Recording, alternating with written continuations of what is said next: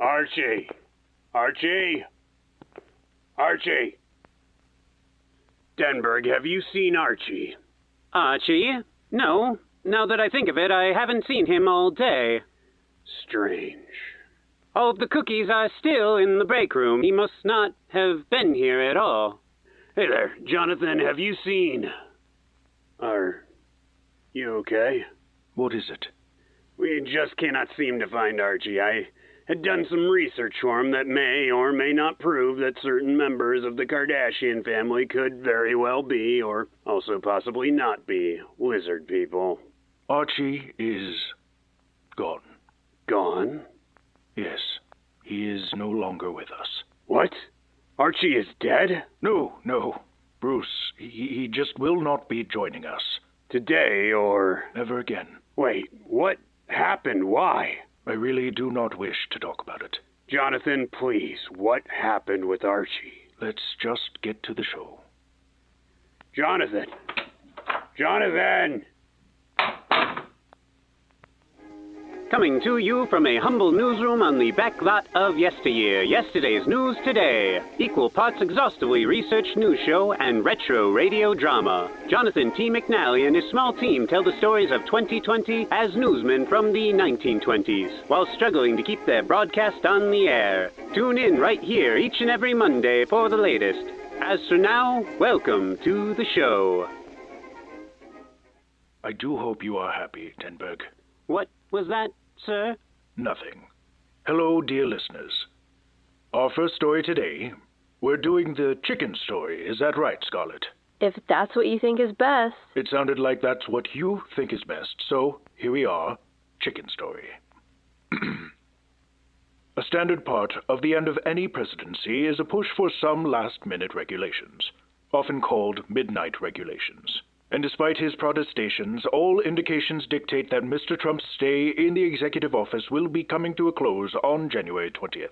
With this in mind, 145 rules now sit before the White House's Office of Management and Budget. Most of these are policies that the incoming Biden administration will likely oppose, including caps on the length of foreign student visas, restrictions on the EPA's use of scientific research, a change that would make it easier for companies to treat workers as independent contractors, and finally, a proposal by the Department of Agriculture that would allow poultry plants to increase their line speeds. This last measure was opposed by the Obama administration for fear of endangering meatpacking workers, and in a world with coronavirus, the dangers may be even more significant. To maintain increased speeds, workers would have a reduced ability to social distance. This is in an industry that was especially impacted by the pandemic earlier this year, with at least 19,800 workers infected or exposed to the virus, leading to several meat plants shutting down. As the winter surge in COVID-19 cases continues to grow, this new measure could have devastating effects. Many have expressed that this consideration by the Trump administration amounts to a late-stage payoff to poultry producers who have supported his presidency. The USDA have countered this by saying this is only the latest development of a decades-long process. While President-elect Biden has vowed to reverse many of the current president's executive orders, regulations such as these can be much harder to dislodge. Once a rule is published in the Federal Register... Truly, who has their phone on during our broadcast? Who would be so rude?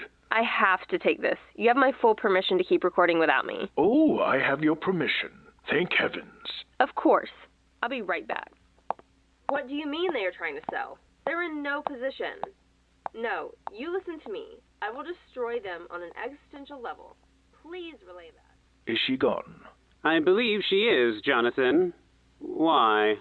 And now we're going to cover a few updates to some older stories. But Scarlett said... Frankly, I could not care any less about what Scarlett, or you for that matter, have to say. Our first update comes out of Texas. Attorney General Ken Paxton is in the news this week as the FBI has opened a criminal investigation into abuse of power claims. It is alleged that Mr. Paxton used his office to assist Austin-based real estate mogul Nate Paul in potential lawsuits typically reserved for lower courts and litigators. His assistance of Nate Paul prompted a coup of sorts within his own office, with several high-ranking officials around him resigning and reporting Paxton to the FBI for the nature of such favoritism and assistance. Mr. Paul has previously been connected to Ken Paxton through hefty donations for his election campaign, as well as the hiring of Paxton's alleged mistress at Paxton's recommendation. The Texas AG was recently in the news for his controversial stance on the NRA's pending lawsuits in New York. Our next update is regarding our coverage of the shooting in Kenosha, Wisconsin back in August. The teenage suspect, Kyle Rittenhouse, was accused of fatally shooting 2 people and wounding a third during protests in the wake of the police shooting of Jacob Blake. On Friday afternoon, Rittenhouse's attorneys posted his $2 million bail, setting him free as he awaits trial. He faces 2 felony charges of homicide, a felony attempted homicide charge, and according to court records, a misdemeanor charge of possession of a dangerous weapon while under the age of 18. An attorney for Rittenhouse claims there is evidence that the teenage suspect fired his AR-15 at protesters in self-defense. Donations for Rittenhouse's bail were gathered largely from conservative supporters under the hashtag #FightBack. This donation campaign was bolstered by former Silver Spoons actor Ricky Schroeder and My Pillow Incorporated founder Mike Lindell. And finally, more information about the terrifying continuing rise of COVID-19 cases in the United States. I'm glad we're on the same page. The sale will be stopped, or you'll wish you never had been born. Great. Where are we now? I was about to give an update on coronavirus. Update? Coronavirus? Those are 2 words that really should not be in your vocabulary, Jonathan. Just doing what I thought was best. Denberg, please roll this week's ad. Jonathan and I are going to have a short chat while you do. Ah, yes. This week we highlight the work of Miss Evelyn James, the creator and host of the Devil's Dinner Hour. Miss James guides listeners down the dark alleyways of days gone by, when folks gathered for seances to commune with the dead, and partook in beauty rituals that would have similarly ghastly ends. She tells the truths of penny dreadfuls, of mummies and body snatchers, and of funereal photography that revealed the secrets of the dearly departed. With a soothing voice and beautiful music, it is the most relaxing of podcasts that happens to tell of the macabre and cadaverous happenings of the Victorian era. You will discover a link to this broadcast in the description down below. So, do we understand each other? I understand that you are making a mockery of this institution. What will be left of the Fourth Estate if it crumbles beneath the faintest breeze that whispers words of profit? Beautifully said, Jonathan. Truly. But let's not forget about that young reporter who's no longer here. I'd hate for the same to happen to anyone else.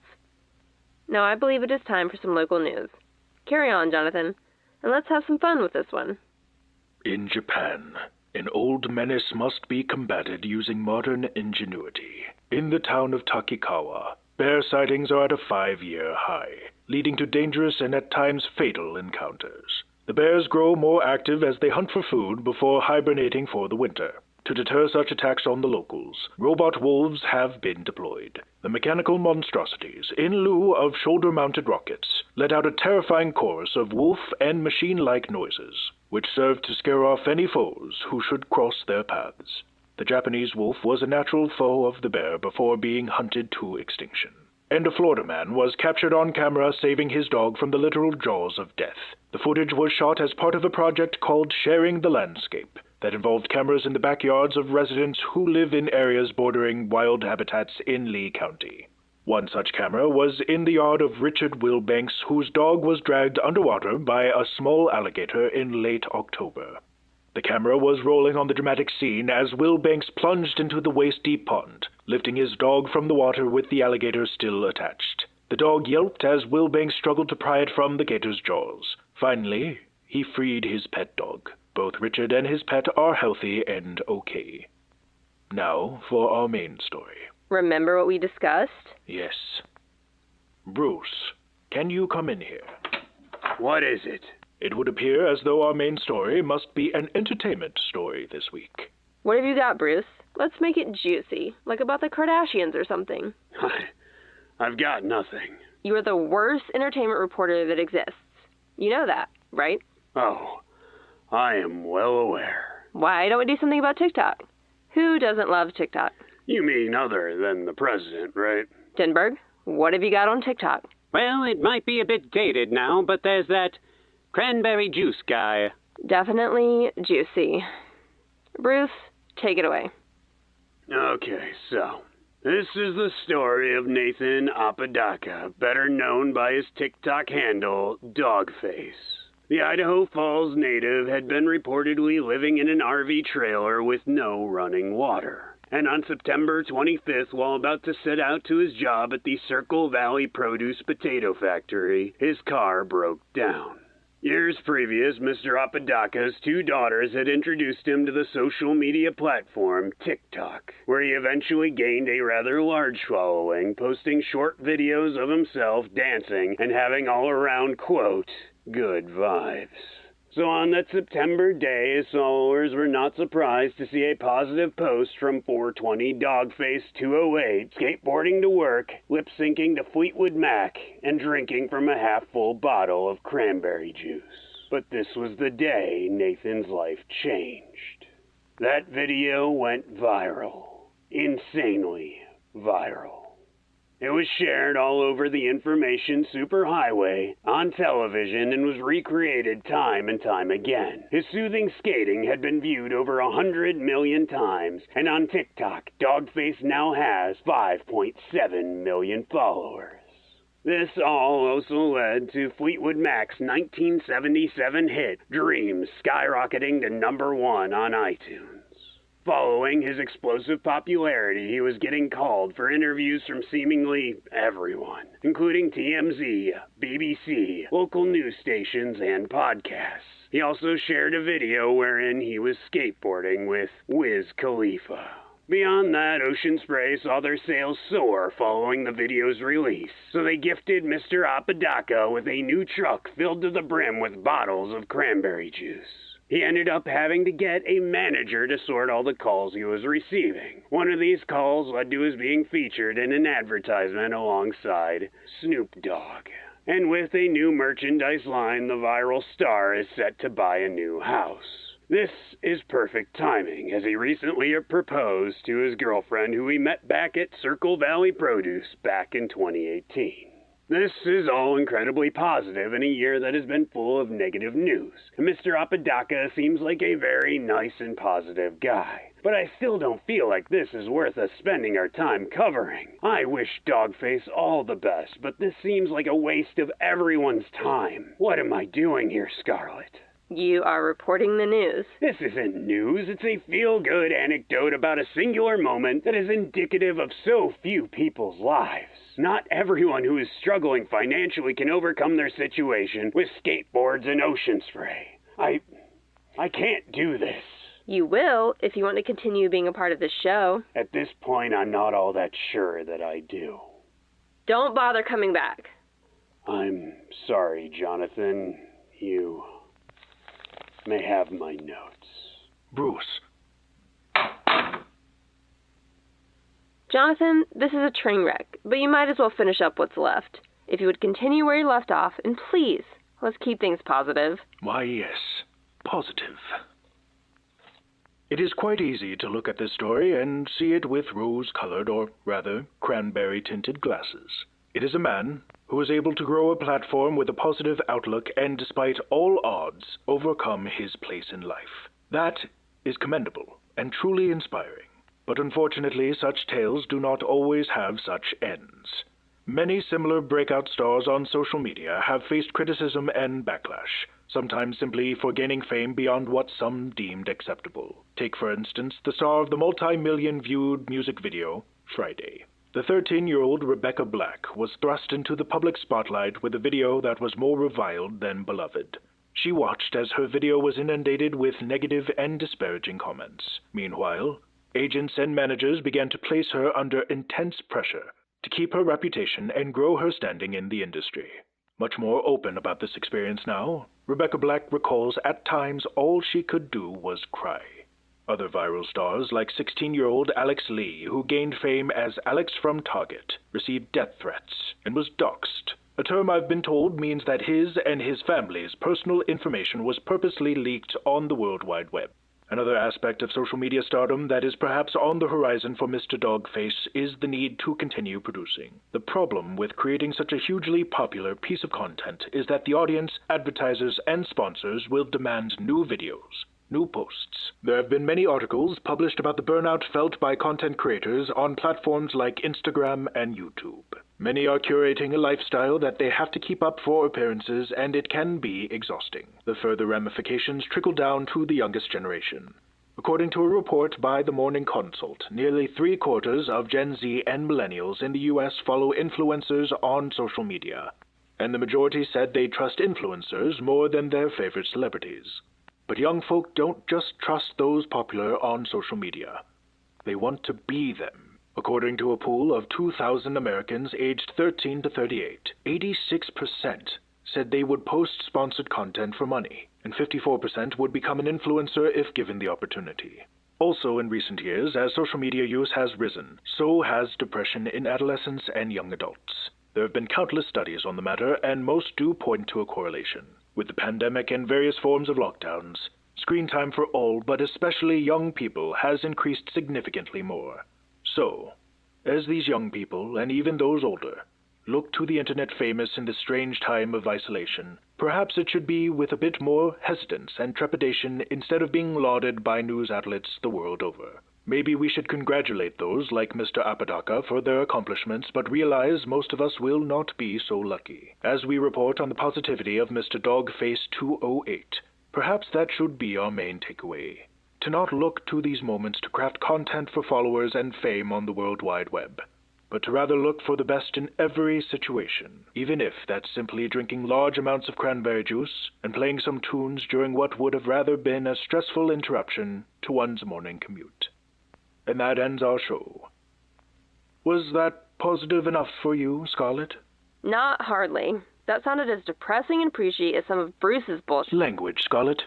This is a news show. Not for much longer. We shall see about that. This program was written and performed by Roger J. Thacher and Dennis Shanaberg, with Caitlin Wolfe as Scarlett Murdoch, and additional research by Amy Lee Nieves. You are encouraged to obtain a subscription to this broadcast with the simple selection of a button below. Furthermore, you can indicate your appreciation by giving us the old thumbs up. Did you have any thoughts about any of our stories? Please comment them below. Or to read those of our newsmen, tune your Twitter to @RadioYNT. And as always, be sure to tune in next week to hear tomorrow's news of yesterday. Then.